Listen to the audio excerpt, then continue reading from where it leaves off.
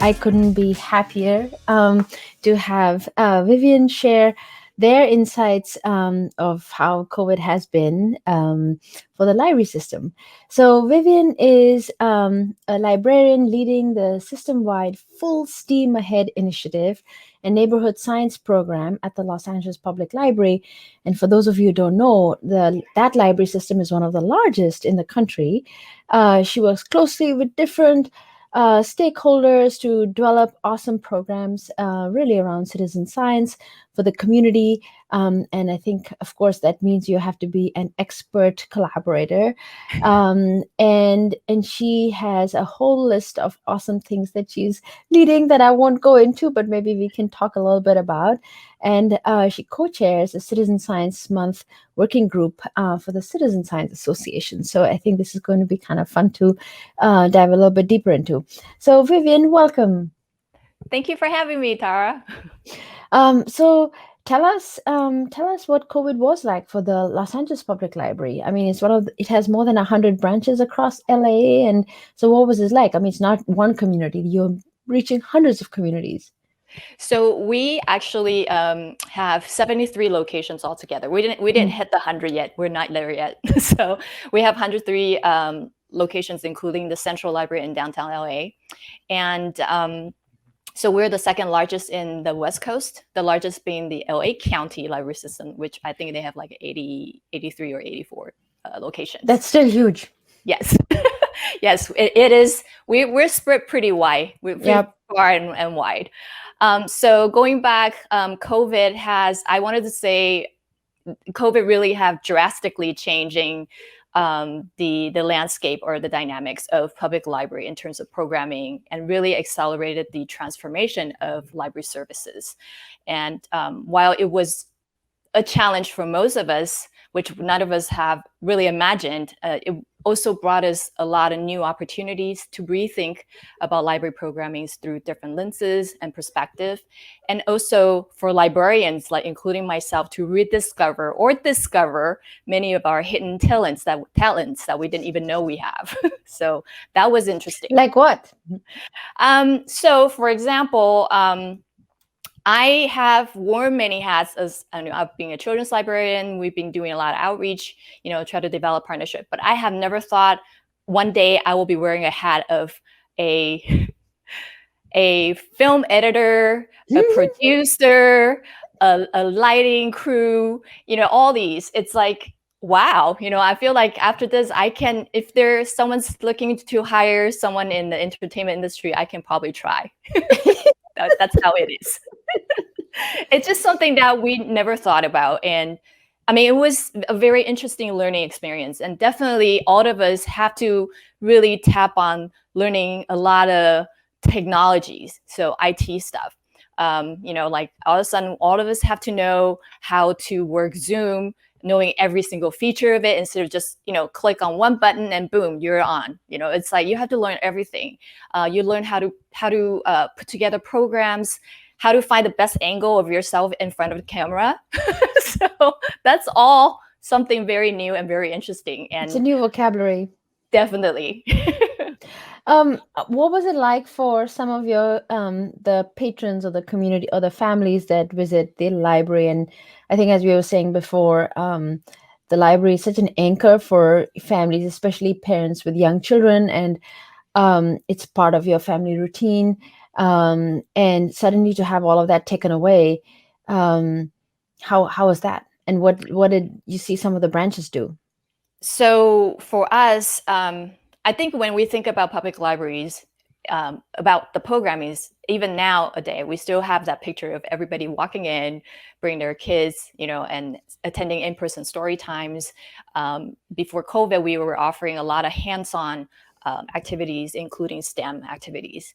And so, I mean, every day before COVID, we had thousands of people walking in through that door, checking out books, attending programs.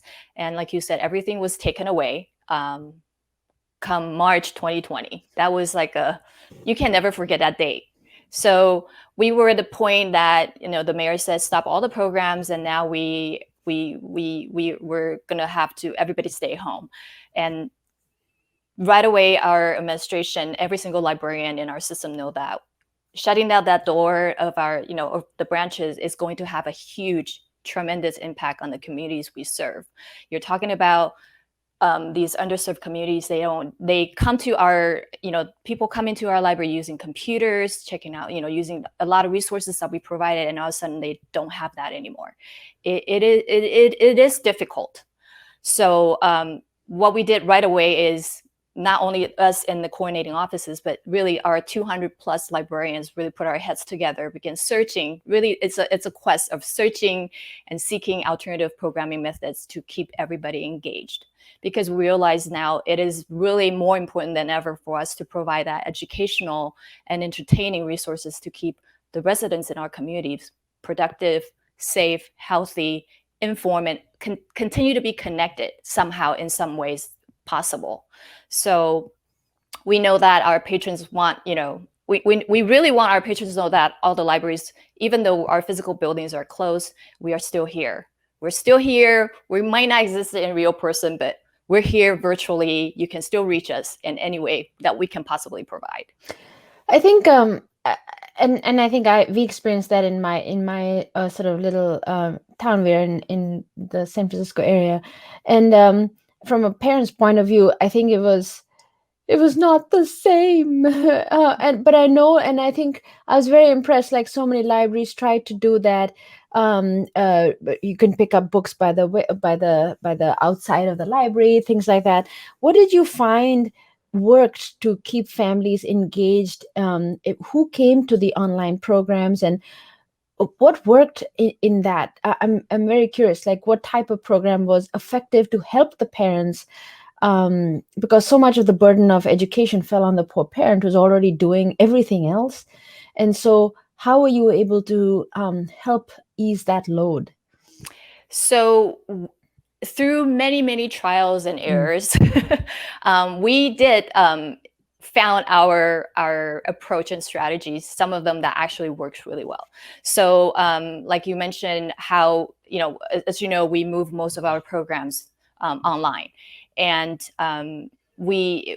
all of us, I can say this probably honestly for all the library systems across the US or even across the world, who say that, all of us stumble upon trying to find that perfect timing for the programs, try to find that perfect timing for that target audience that we want. So we want, for the program that we created. So, and what we did is we found out having this consistency plays a really important role. Given that most people are staying home, and we know that students, their school time has been cut drastically. Some of them is 4 hours, some is 2 hours. So we would try to find that niche timing and keep at it at that same consistency. So it's always the same day of the week. You have that program for the same audience group. So, and then also, same day of the program, same time is very important. And as you know, in what format? In virtual. So we're doing it. Like, what type of program did you offer? Oh, so we offer, I'm going to get to that in a minute. So by having that consistency, as we are all like creature of habits. So parents started having that. They know that LA Public Library on Tuesday offers children's program, Wednesday is teen programs, and then Thursday is adult programs, and it's always at 4:00. So you always have people that know when to tune in. They might not know exactly what program it is, but they will tune in and check it out. So that really helped. So the type of program we offer anything you can almost think of. So from story times in various languages. So we're talking about in Spanish, in Chinese, in Vietnamese, in Korean, in Japanese. We offer STEAM programs. So these STEAM programs, either they're pre-recorded or they're short tutorials. We also offer author talk, maker talk. So pretty much all the programs we were used to offer in person, we put it online. We have we also run it in two different formats. One is on what we call the main feed, which is on LAPL's main, like you can see them on YouTube. You can watch them live on Facebook or YouTube. And the other one, we do a registration based on Zoom. And those tend to have, to my surprise, they're very, very, very, very well attended. And again, because of the consistency. Even from day one? I wouldn't say from day one. It's slowly built up. But by the time we reach like maybe after the month or two, we start seeing the consistent attendance. It's like the number consistent throughout. And I'm curious, do people turn on their cameras? Not always. We always offer that as an option. The thing is, and I think having that, even if they don't turn on the videos, if you have the sound, you tell them, hey, you raise your hand, I'm going to mute you. It provided that very limited, but I would say effective interactions that you want. So the reason I asked was, I think we've been talking about in another group, what would be the science sort of center for the future, right? And a big part of the conversation has been that it can be an area for community members to build their bonds. And people kept saying like libraries serve that function. But when we go to the library, we don't interact typically with other families. It's a very personal experience and an individual experience. It's not as if you're collaborating. You may bump into somebody, but it's not as if you're going to be a form of friendship. And so I was curious if like on an online platform, you still want that degree of like, I'm just going to passively listen, but not interact with my other members or chat or give feedback or stuff. So anyway, it's just kind of interesting to think about that. Well, we, like you said, I personally find those passive, quiet moments during the program to be awkward still, because we're so used to doing in-person program. So where there's no response, we're like, what happened? Are they still here? Or they fell asleep?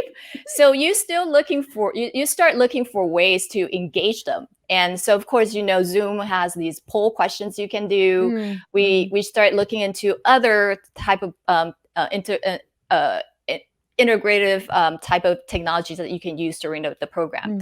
But most importantly, what we found out is when we launched the program, you spend a lot of time encourage everybody to chat online. And so you can ask like icebreaker questions, you do all kinds of stuff to keep them going. Once there is one person, though. But once there's one person in the group start typing in the chat, you have people start responding. So that's like a chain reaction. So it worked. And then you're so grateful to that one person. Yes. Thank you. You will forever remember that person's name. Thank you. Exactly. Yes. So tell us about your own journey. Like, why did you get into this space? And I know like you've done so much work on citizen science. So why? Well, for me, it's interesting. I started as a children's librarian, and most of us have the experience doing a lot of craft programs. And at one point, I start thinking about, well, I want to do something different. And I don't know, somehow science started to interest me. However, that being said, I grew up disliking science and math. I'm horrible with math, to be honest. I mean, my dad is a math major, my sister, they all math major, but I'm a totally history person. So it was an interesting transformation for me. And at that time, we actually our library system also start exploring offering STEAM programs. That's the power of libraries, Yes, we start thinking about offering different types of program. And so STEAM came upon us, and I just tap on it, and I never looked back, and I just got so involved. And the more you dive into STEM education, how it can really transform everyone's life or experience, the more you realize how important it is. And I guess being that person who disliked math and science as a kid, it sort of helped me to try very hard, and also help me to be able to understand why people dislike them. And I think that kind of give me that way of try to, to find the ways to engage people. Citizen science was something when we tap into as a library system. We were thinking, this is back in 2018. What we were thinking was it could become a way for us to make our STEM learning or STEM programs in the library more purposeful and relevant to real world. We're trying to see how we can get people to learn STEM skills and apply to real world context. And so that was the beginning. However, again, as I dive in deeper and deeper, start reading all the research, start reading all the books about citizen science, I realized it is such a powerful tool, not just for students, but So what are practically some for everybody. citizen science programs that you've run? So our citizen science program, what we've been doing is we collaborated. We form a lot of partnerships. SciStarter, for instance, was one of our biggest one. And if you have not visited SciStarter, you should definitely check out their website. It's SciStarter, SCISTARTER.com or .org. They're probably the biggest database of citizen science projects worldwide. And the partnership really helped us to select the projects that ties into various concerns, specifically environmental concerns in the communities that we serve. So for example, we've done programs related to water quality, air quality, biodiversity, and light pollution. I'm trying to think all the stuff that we have. So there's like 4 or 5 different kind. And we also collaborate with NASA GLOBE, which is GLOBE stands for Global Learning and Observations to benefit the environment. And that was our very first partnership. And through them, we start doing a lot of introducing a lot of NASA citizen science projects to our communities. And over the period during COVID, me being a person who really enjoyed diving, I can't go diving. And so I was like, well, and I can't go to the beach. So what can I do when I want to, feel like I'm in the ocean? Turns out NASA has this really, really awesome citizen science project called NEMONET. It's NEMO-NET.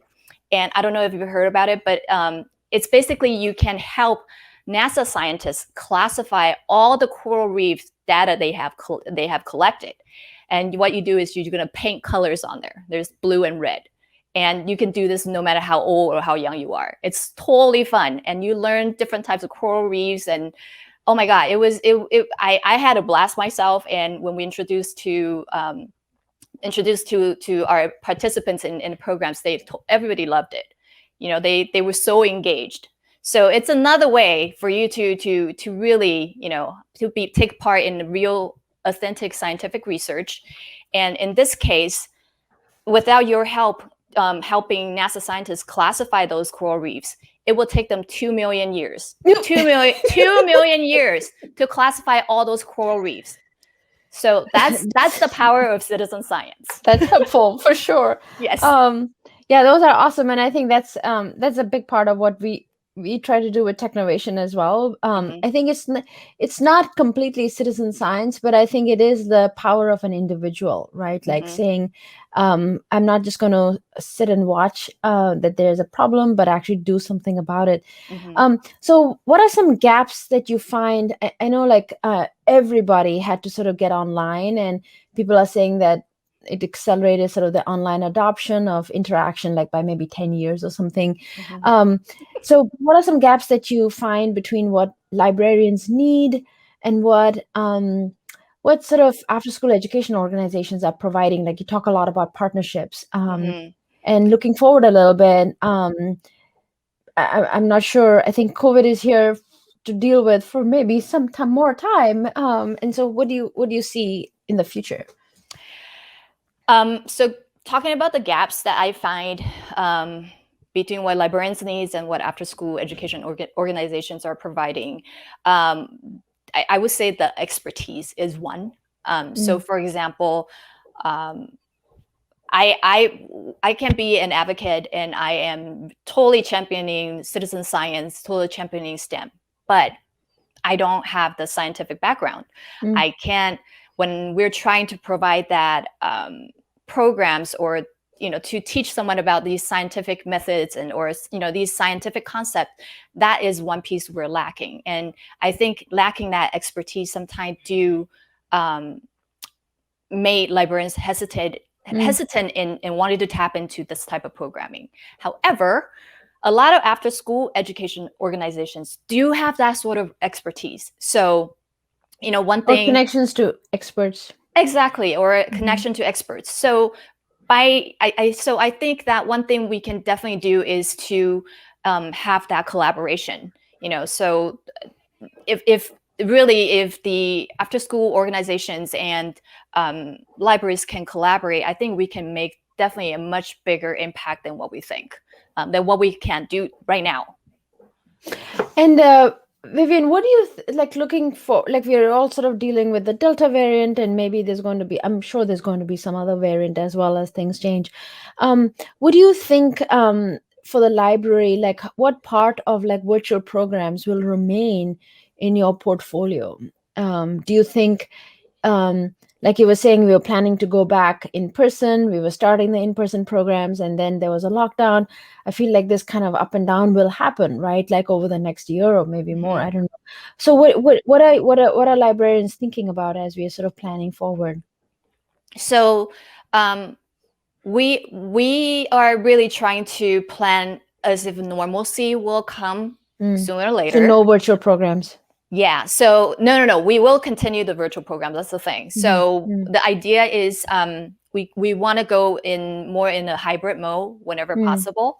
For the coordinating offices for myself, for our programs or per se, it would primarily still be virtual, mainly because a lot of experts, for example, I was mentioned earlier, the subject matter experts that we were able to network, they don't live in the country. Yep. They don't live in the States. So we, in order for us to continue that sort of collaboration partnership, which is great. It's amazing. I think that's one of the best things that came out of COVID is that amazing opportunity, the never seen before collaboration and opportunities, with all these partners worldwide. Really. So so going forward, we're definitely going to see the increase of in-person programs.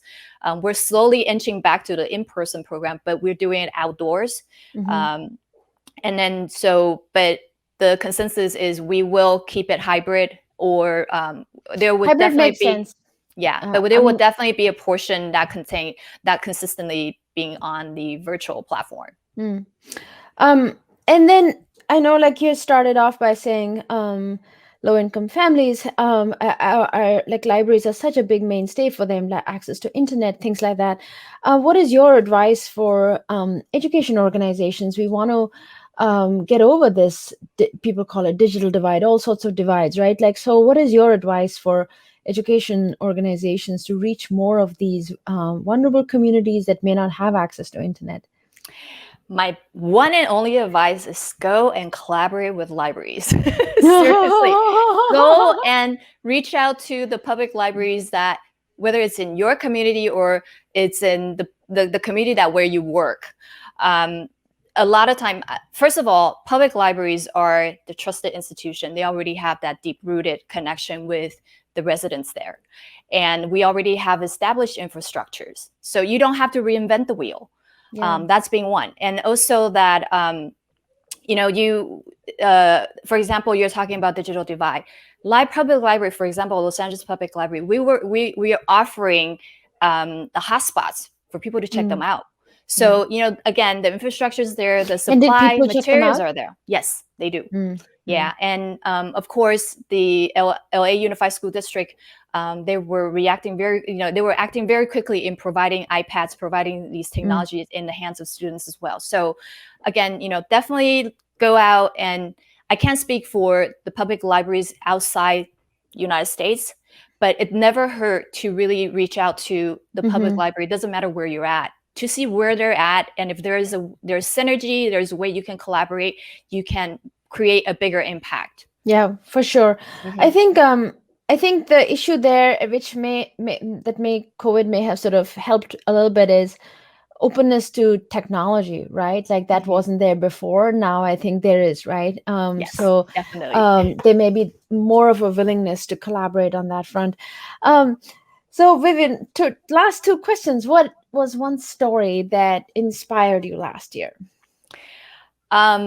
This story, I wouldn't say it inspired me, but it's one story that I had experienced that kept me going actually for the past maybe 2-3 years. And it was my experience, my 3-week stay in Madagascar. I travel extensively before COVID. And so I spent 3 weeks in Madagascar. And I think... Why did you go to Madagascar? Well, I was there primarily for just my interest in the country. And also, you know, the wildlife. The lemurs was one thing I really, really wanted to see in person. The wild lemurs, not the lemurs that's in the zoo. So, and that was also the time I started tapping into citizen science, very just like right at the beginning. But going there, this one story, when I close my eyes, I can still see that little boy's face. And I'm going to keep it short. So this boy ran to our van because we were collecting clean waters from the hotels or lodges that we're staying, and the food that we have from the hotels, from breakfast that were served. We were giving them away along the way as we were driving towards south of Madagascar. And this boy came with a huge group of other kids. And when I saw him, I almost cried because he had this, he looked probably no more than 6 years old, but our guide told us looking at him, he's probably 9 or 10 years old. So as you can see, most of them are malnourished. And he had this gigantic tumor on his stomach. It was at the point, it's like a blister that was about to pop. And he was running down looking for food. And you know, some of them were carrying these murky brown water in this dirty plastic bottle. And you look at them, you're like, oh, what is it that I can do more to help these people other than here just, you know, doing one-time thing, you know, dropping off food, water. And, you know, I realized education plays a very big part. And I realized that by coming back to the world of the haves, the developed countries, there are things that we can do to inspire, to educate the generations, even ourselves, to really think of a way to innovate, to create something, to make it more cost effective to help these people improve their lives. So that was really one thing that drives me continue on what I'm doing now. And before I left the country, I had this amazing opportunity to meet one of the very famous conservation photographers out of Sweden. And I told him about what I saw, and I told him I work at the public library, and he's like, you definitely have the resources, the power to make change, and you can do that even when you're in the United States. So I know you're going to figure that out. And thank God I got in touch with citizen science, and that's what I'm doing now. Yeah. That's an amazing story, Vivienne. And I think sadly there are too many of those little kids everywhere, right? But I think that's also what we're trying to empower young girls in the Technovation program is if you're in a developed country, there's no reason why you can't collaborate with a nonprofit in a country that has a high number of children who are malnourished, don't have access to clean water, don't have access to healthcare. There's no reason why you can't raise funds instead of doing a lemonade stand to buy something for yourself, actually direct it to help others, because that's what we need, right? So Vivienne, thank you for sharing that. Last question for you. What should we be working on with intention this year? I would say these are the intention we should have, not just for this year, but really it should be something that's deep rooted into our mind. And there are 3 of them that I was thinking. One of which is definitely make STEM learning truly inclusive, equitable, and diverse. We all know that is on everybody's mind right now, so we should definitely keep at it. Another thing is I really want to urge all the educators, all the after-school educators, formal, informal, even parents, when you're teaching your child or you're teaching student about STEM, please teach compassion and empathy with STEM. Because with that is how STEM learning, how STEM education, how STEM can really change the world. And, you know, how we can really, all of us can help achieve that United Nations 17 Sustainable Development Goals. Empathy and compassion is the main thing. And lastly is really, I think this is the time for us to really, really focus on conservation and environmentally minded STEM education. I'm quoting this from one of the research I read. We don't just need to educate an engineer that will build a better engine, but we need to educate an engineer that will build a better engine with either renewable or environmentally friendly energy. That's what we need, because the world needs that. And that is how we can keep, you know, we can keep these resources available for the generations to come. Yep. Together. Yes. It's better for our collective future, right? And I think Definitely. education is at the heart of it. Vivienne, that was absolutely awesome. So thank you for sharing your stories, your insights, your experiences. And yeah, we have lots of awesome websites to go and explore. So thank you so much. Thank you. Thank you, Tara, for having me. Yeah, take care. Bye, everyone. Bye. Thank you for tuning in.